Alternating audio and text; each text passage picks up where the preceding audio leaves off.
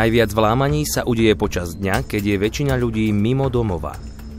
Zlodej koná prevažne spontánne, zváži si riziko a existujúce prekážky. Jeho cesta vedie takmer vždy cez okno alebo cez terasové dvere.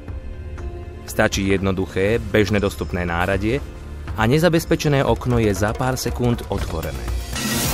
O následkoch nás informujú stránky novín.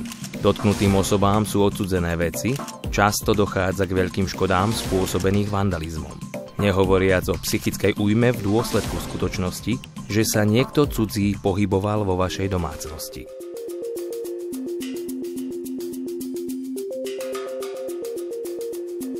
Tu prichádza na rad Mako.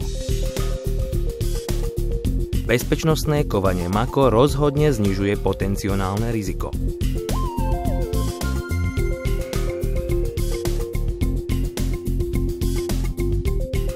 Zatiaľ čo okno vybavené štandardným kovaním odolá pokusu o vlámanie iba niekoľko sekúnd, okno s bezpečnostným kovaním Mako IS vlamačovi jeho prácu rozhodne neuľahčí.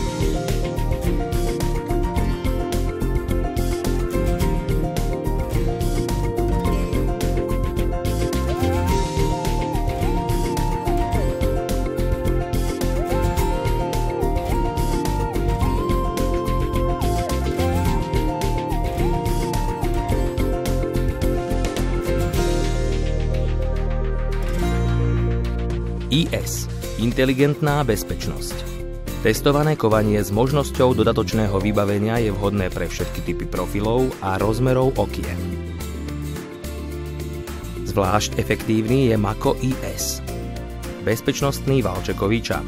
Na jeho prekonanie potrebuje vlamač toľko času, že nakoniec pokus o vlámanie vo väčšine prípadov vzdá. Prídavnú bezpečnosť riešia uzamykateľné okenné kľúčky Mako Trezor.